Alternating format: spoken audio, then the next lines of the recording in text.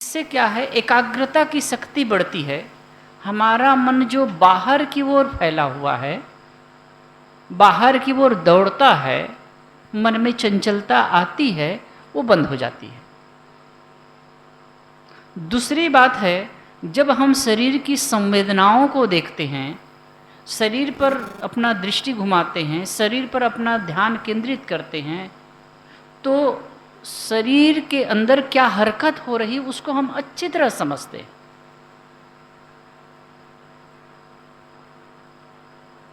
अच्छी तरह से उसको हम समझ पाते हैं। शरीर में क्या हरकत हो रही है उसको समझते हैं। श्वास प्रेक्षा है, श्वास के प्रति पूरी तरह सजग हैं, उसको देख रहे हैं, तो श्वास की गतिविधि को, किस नाड़ी से श्वास चल रही है, किस एंगल से श्वास चल रही है, गर्म है कि ठंडा है, ज़्यादा है कि कम है, उसको बारीकी से समझ सकते हैं। ये तो श्वास प्रेक्षा तो मन की एकाग्रता के लिए है। बच्चे लोग नीचे बैठिए, नीचे बैठो, नीचे नीचे आओ। अभी से ढीले ढाले रहोगे तो आगे चलकर क्या करोगे?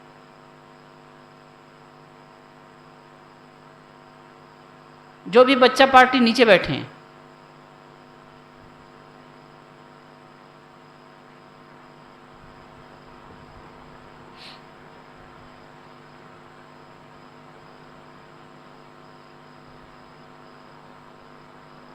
शरीर प्रेक्षा, शरीर को देखना, इसी को बौद्ध दर्शन में शरीर प्रेक्षा को विपश्यना कहा गया। विपश्यना, विपश्यना में शरीर की संवेदनाओं को ही देखने की बात होती है। तो जब हम शरीर की, उस पर मैं ज़्यादा नहीं जाऊंगा, मैं केवल मनोप्रेक्षा पर थोड़ी चर्चा करूंगा। शरीर प्रेक्षा हम करते हैं, थोड़ा सा समझ लें। जब शरीर को देखते हैं, शरीर के प्रति दृष्टा होते हैं, शरीर की संवेदनाओं को देखते हैं, तो हम उनकी मोनोपोली क्या है उस पर नहीं जाएंगे। एक चीज़ समझिए कि आपके शरीर पर कण कण में हर जगह संवेदना हो रही है। संवेदना को हम कब पकड़ पाते हैं, कब जान पाते हैं? जब कभी कहीं पीड़ा हो रही है, कहीं खुजली हो रही है, या कहीं गुदगुदाहट सी हो रही है, तब हम शरीर की संवेदना को पकड़ते हैं।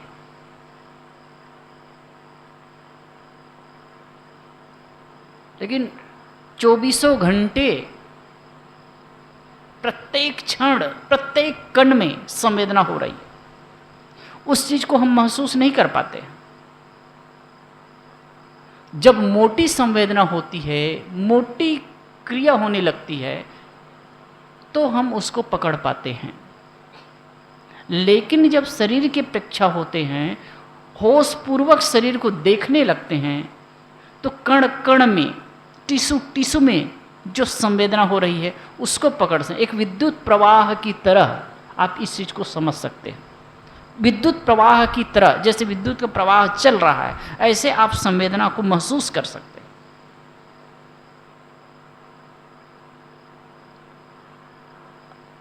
हम अगर कहीं विवेक दृष्टि से देखें, इस चीज को समझ दृष्टि से देखें, तो ये संवेदना क्यों हो रही है? क्योंकि शरीर में नित्य प्रति परिवर्तन हो रहा है, क्षण क्षण बदल रहा है शरीर।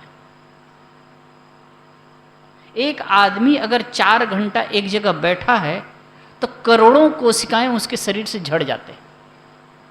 क्षण क्षण हमारे शरीर की कोशिकाएं बदल रही हैं। अब ये शरीर में कोशिकाओं का जो परिवर्तन हो रहा है, बदल रहा है, यही संवेदना के रूप में आपको महसूस होता है। इसको तो योग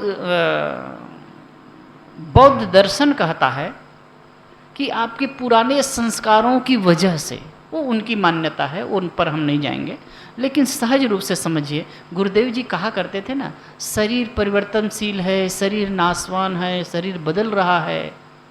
यदि विवेक दृष्टि से देखो, गहराई से देखो, तो इसको समझ सकते हो। सामान्य नज़र से हम देखते हैं तो कोई सुंदर युवक या सुंदर युवती है, गोद में बच्चा है तो अपना प्यारा बच्चा लगता है, लेकिन थोड़ा गहराई से देखते हैं तो मांस का लोथड़ा लगता है, और गहराई से देखते हैं तो परमाणुओं का पुंज लगता है। अब ये परमाणु का पुंज है, यदि शरीर प्रेक्षा करने लगे तो इसको अच्छी तरह समझ सकते हैं। अब ये करने से क्या होगा?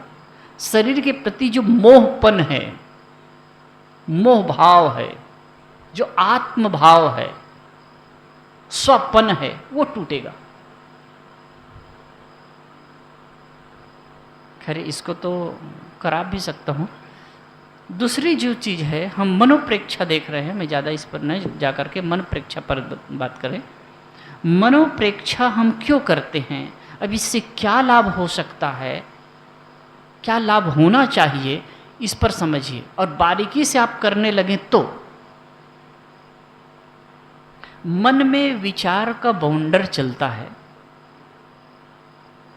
या तो आप काम कर रहे हैं, लिख पढ़ रहे हैं, कोई चीज़ में लगे हैं, तो मन में विचारों का बाउंडर नहीं चलेगा, क्योंकि आपका चेतन मन, बाह्य मन क्रियाशील है, और बाह्य मन क्रियाशील है तो अंतर मन सुप्त है। ध्यान दे रहे हैं ना? समझ पा रहे हैं मैं जो कह रहा हूँ उसको?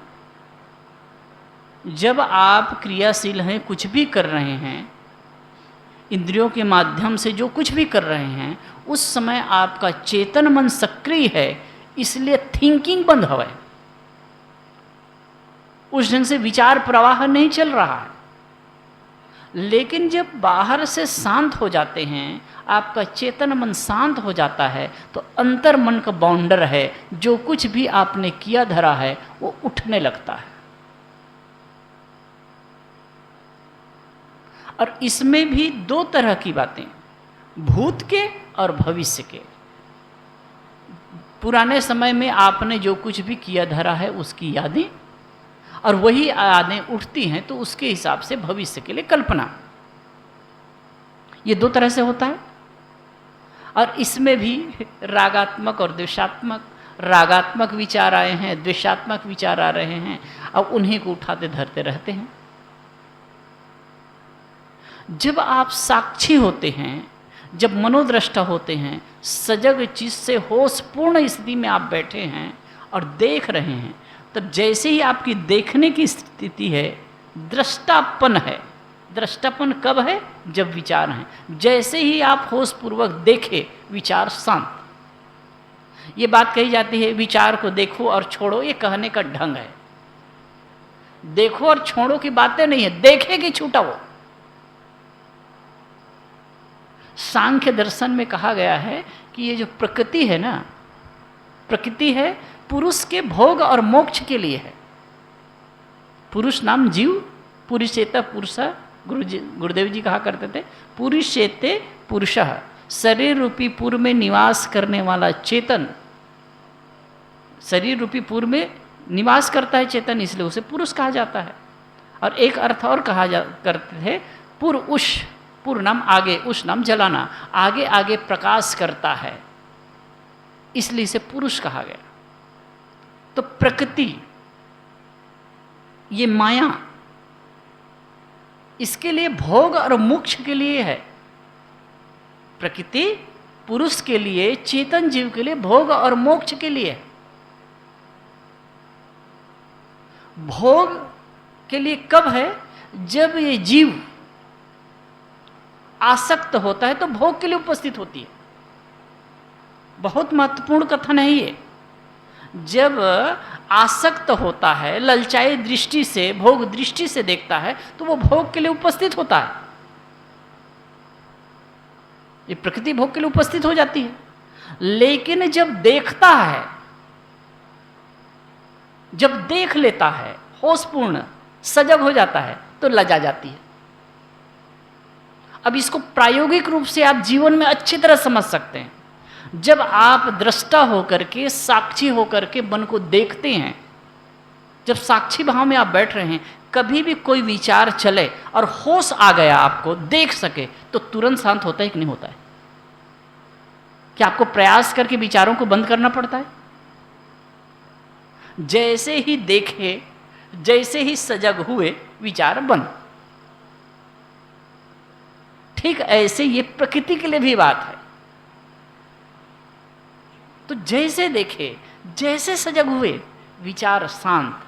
और आप देखेंगे जब आप मनोदृष्टा का, साक्षी भाव का अभ्यास कर रहे हैं तो जितनी आपकी सजगता बढ़ती जाती है उतने उतने विचारों का प्रवाह कम होता जाता है, उतने उतने विचार कम होते जाते हैं।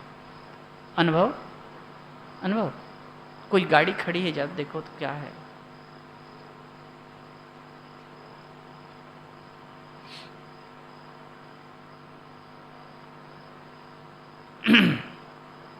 हाँ, ध्यान दें इधर, समझ पा रहे हैं। तो जब हम साक्षी भाव से बैठते हैं, मन के साक्षी होते हैं, तो विचारों को देख रहे हैं। ये तो थोड़े समय के लिए प्रयोग होगा, कुछ समय के लिए। कोई 1 घंटा करेगा, कोई 2 घंटे करेगा। ये सघन ध्यान शिविर में 4 घंटा आप कर लिए, 5 घंटा कर लिए, लेकिन सामान्य जीवन में तो ये संभव नहीं है। लेकिन जब आप करने लगते हैं, हम करने लगते हैं, 1 घंटा भी कोई होशपूर्ण स्थिति में साक्षी भाव की साधना करे, करने लगे, तब क्या होगा जानते हैं? यह जो मन को देखने की स्थिति है, साक्षी भाव है, आपका बढ़ता जाएगा, दृष्टापन ये बढ़ता जाएगा। और इससे ये देखने की, जैसे देखे तो मान लीजिए कोई रागात्मक विचार आ गए, कोई भी विचार आ सकते हैं, ऐसा मत समझिए अपने आप को एकदम दूध का दोया भी मत समझिए, कोई एकदम अपने आप को मानता हो तो। कुछ भी, जो भी संस्कार आपने ग्रहण किया है, चाहे रागात्मक चाहे द्वेषात्मक, कुछ भी हो सकता है, बुरा से बुरा हो सकता है, अच्छा से अच्छा हो सकता है, कुछ भी विचार आए, लेकिन जब उसके आप साक्षी होते हैं, जैसे साक्षी हुए, दृष्टा हुए, वो गायब। और ये करने से क्या होगा? अब ये नहीं करते हैं तब क्या होता है? जब आप साक्षी नहीं हो पाते हैं तो उन विचारों में, उन भावनाओं में आप बह जाते हैं, ठीक है। और उन विचारों में बहते हैं तो जो भी संस्कार आपने ग्रहण किया है, रागात्मक चाहे द्वेषात्मक, वो मजबूत होता है। ये विज्ञान को समझिए आप। जब आप विचारों के साक्षी नहीं हो पाते हैं और जो विचार आपके अंदर आ रहे हैं, आपके मन में उठ रहे हैं, और जो विचार ज़्यादा आपको प्रभावित कर रहे हैं, उन पर आप थिंकिंग करते हैं, सोचते हैं, तो वो मजबूत होता जाता है और वही आपके लिए सुख और दुख का कारण बनता है। वही आपके मन का आंदोलन का कारण बनता है। और जब देखने लगते हैं, सजग होने लगते हैं और उसे न्यूट्रल करते हैं, मतलब देखिए साक्षी हो गए, तो जैसे ही आप साक्षी होने लगे तो धीरे धीरे करके वो विचार जिन पर आपका बहुत ज़्यादा फोकस था, जो आपको बहुत ज़्यादा प्रभावित कर रहा था, वो एकदम न्यूट्रल होने लगते हैं। समझ रहे हैं इस चीज को? तो जो कुछ भी संस्कार आपने जन्म जन्मादि के ग्रहण किए हैं, अच्छे चाहे बुरे, वो विचार, वो विकार, वो संस्कार छिड़ होने लगते हैं। फिर वो आपके चित्त को प्रभावित नहीं करेंगे, वो आपके जीवन के लिए प्रभावकारी नहीं होंगे। और इसका दूसरा लाभ, गहरा लाभ जीवन में क्या होगा पता है?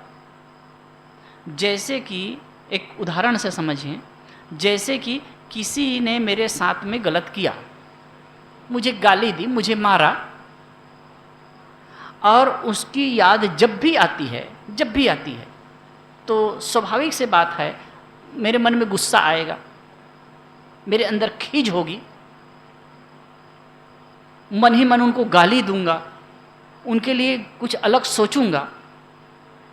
लेकिन जैसे विचार आए, मैं उसका साक्षी हो गया, उन विचारों में नहीं मिला, तो क्या होगा?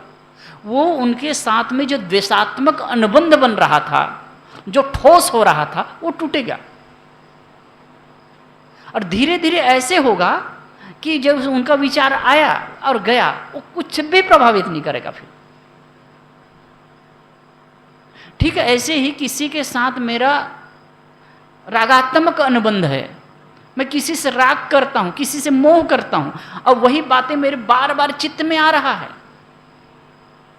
तो चित्त में आता है तो मैं सोचता हूं और उसी बहाव में बह जाता हूं।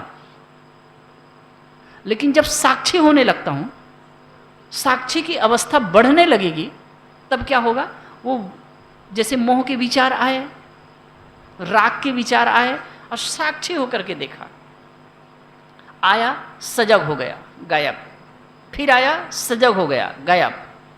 तो जो राग के अनुबंध हैं, मोहात्मक अनुबंध जो जकड़ा हुआ है मेरे चित्त को, जिसको देखे बिना, जिससे सुने बिना, जिससे बात किए बिना मैं नहीं रह पा रहा हूं, वो टूट जाएगा। एकदम वैज्ञानिक विश्लेषण है ये बात को समझने के लिए। अब ये जो हमारा जो हम साधना करते हैं ना, ये बहुत ही महत्वपूर्ण है। अगर इसको बारीकी से समझ सके तो वो जो रागात्मक अनुबंध है आपके साक्षी होने मात्र से टूटने लगेगा।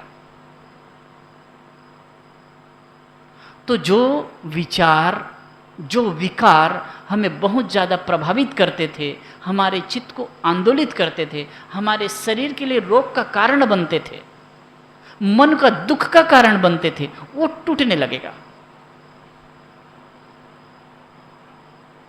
फिर इसका प्रभाव व्यवहारिक जगत में क्या होगा कि जब हम साक्षी होने लगेंगे, मन के साक्षी होने लगे अभ्यास काल में, तो व्यवहार काल में भी हम किसी से व्यवहार करेंगे तो ये होगा, साक्षी भाव से जब व्यवहार करेंगे तो कहीं रागात्मक, कहीं द्वेषात्मक अनुबंध न बने, इसका पूरी तरह से सजगता होगी। वो दुख का कारण पैदा ना होगा। अब इस चीज को एक प्रयोग में, सामान्य प्रयोग से आप समझ सकेंगे। जैसे कि आप घर में बैठे भोजन करने के लिए, और पहले आपकी मना स्थिति थी, अगर सब्जी में नमक कम था या फिर सब्जी ठीक से नहीं बनी है या रोटी जली है, तो आप झल्ला जाते थे, उलझ जाते थे।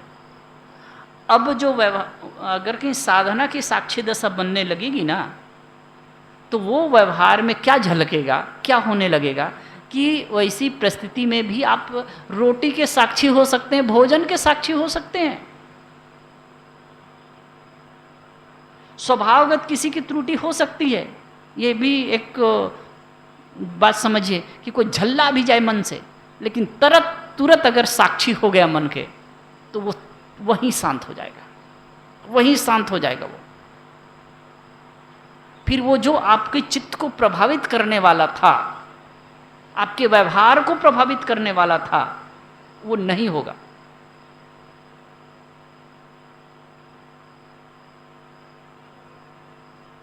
बाल बच्चों से जिनसे बहुत लगाव है आपका, बहुत मोह है, उनके साथ में खेलते खाते हुए भी अगर सजग हो सके, तो आप सोच सकते हैं कि उनके साथ में जो रागात्मक अनुबंध है वो बढ़ जाएगा, टूटेगा।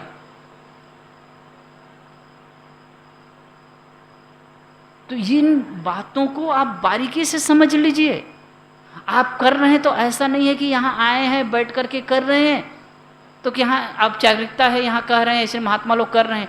आप इस साइंटिफिक रीजन को समझ लीजिए। आपका एक एक क्षण, आपका एक एक क्रम आपके जीवन को, आपके चित्त को प्रभावित करने वाला है।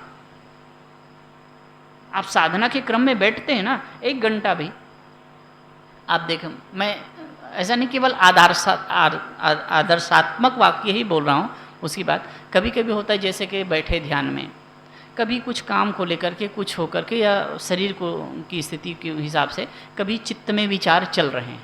मैं क्या प्रयोग करता हूँ, चित्त में विचार आ गए सामान्य रूप से, या कुछ विचार आ रहे हैं जैसे भी, तब मैं सोचता हूँ सहज होकर के, मैं तो शुद्ध चेतन हूँ, मैं आत्मा हूँ, मैं देह नहीं हूँ। तो देह संबंधी प्राणी पदार्थ मेरे कैसे हो सकते हैं, और किन चीज़ों के लिए मैं सोचूं, किन चीजों में मैं लगूं? झटके से शांत होता है मन। मेरे में जब ये सब नहीं है, विचार नहीं है, क्यों प्रभावित हो रहा हूं इनसे? क्यों उलझ रहा हूं इनमें मैं? आप मन ही मन विचार करिए ना। यही तो है आत्म भावना। मैं जड़ नहीं हूं, मैं ये प्रपंच नहीं हूं। प्रपंचोपशमम शांतम शिवम अद्वैतम चतुर्थम मन्यन्ते सा आत्मा स विज्ञया कहा गया।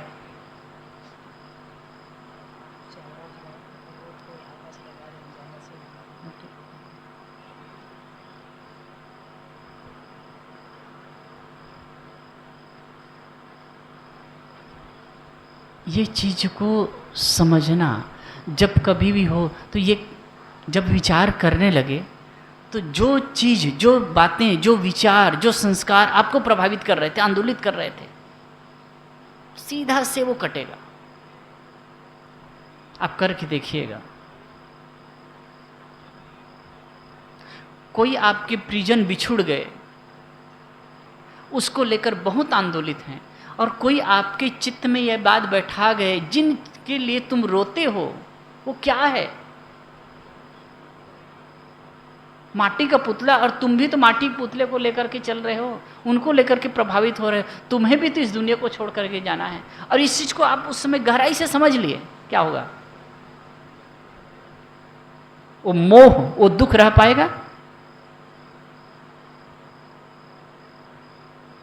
ऐसी बहुत सारी बातें हैं। तो हम जो ध्यान कर रहे हैं, साक्षी भाव की साधना, यह जो प्रयोग है, ये केवल ऐसे उथला उथला नहीं है, उथले रूप में नहीं लेना है। ये बात भी सही है कि अगर साक्षी की साधना कर रहे हो तो एकदम मन शांत ही हो जाए, ऐसा नहीं है। विचार आएंगे, आ सकते हैं, लेकिन उसके साक्षी होना है। देखिए, दो बातें गुरुदेव जी कहा करते थे, रिझना मत और खिजना मत। ठीक है, रिझो मत और खिजो मत। यदि विचार आ रहे हैं, चित्त में विचार चले और उसमें रिझे, उस पर चिंतन शुरू किए, रिझना मतलब उसमें आनंद लेना, फिर उसी में विचार प्रवाह में आप बह गए, अंतर्मन से संस्कार उठा, उसमें रिझे, चाहे रागात्मक विचार हो चाहे द्वेषात्मक विचार हो, उसमें रिझे, और रिझने के बाद उसका चिंतन आपका शुरू हुआ, तो आपके अंदर जो रागात्मक या द्वेषात्मक संस्कार है वो मजबूत होता जाएगा, मजबूत होता जाएगा। और अगर खींचे, ये क्या है, मैं इतने दिन का साधक हूं, इतने दिन की साधिका हूं, कैसे ऐसे विचार आ सकते हैं, खींचे तो वो बार बार आएंगे। ये विज्ञान को भी समझ लीजिए। अगर कहीं खींचने लगे तो बार बार आएंगे। आप निट्टल हो जाइए, सहज हो जाइए, बस देखना शुरू करिए। आया साक्षी, सजग हो जाइए, कहे कि मैं कौन हूं, ये विचार मैं नहीं हूं, मैं इनमें क्यों बहता हूं।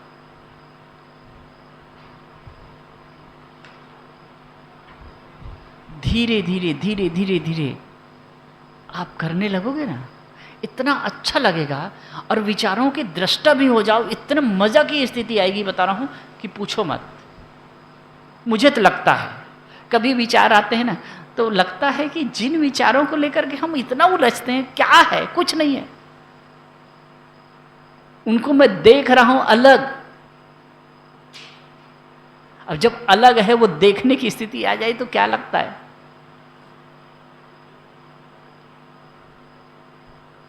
यही काम करना है। और जब मौज की स्थिति आने लगे ना, जैसे कि तटस्थ की बात आई, तट में स्थित होकर के जब नदी की तरंग मालाओं को देखते हैं, नदी देखने जाते हैं, मजा आता है कि नहीं। कभी कोई चीज को देखने जाते हैं तो देखते हैं दूर से, मजा आता है कि नहीं। आप कोई प्राकृतिक नज़ारे को देखने जाते हैं, दूर से बैठ करके देखते हैं, मजा आता है कि नहीं।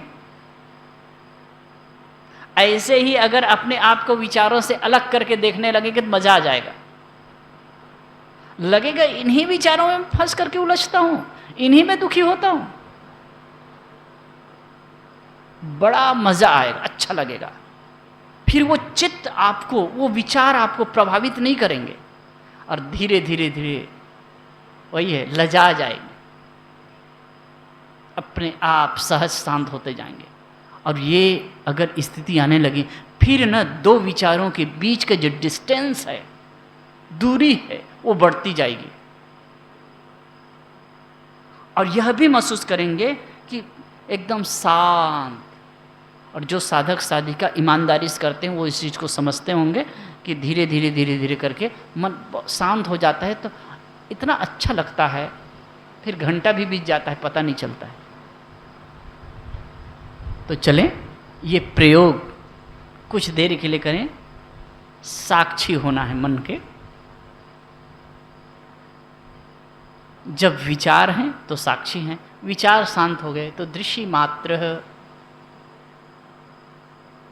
केवल आप चेतन मात्र रहते हैं। एक प्रयोग कुछ क्षण के लिए हम सब करें।